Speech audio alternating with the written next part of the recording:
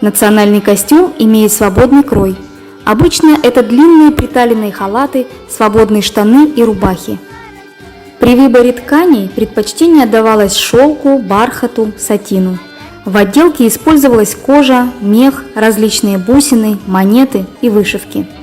Традиционно в создании народных башкирских костюмов использовали природные оттенки. Основными цветами являются синий, черный, зеленый, красный, коричневый и желтый. Benim kızım kursağım, İsmi nesi? bilmeyim, uyum, yakın dostum, yeğenim benim, kızkayım, işime bulhun, yıkay, maturgana kızıkay, sikeleri alhul alma, irinderi kızılkay.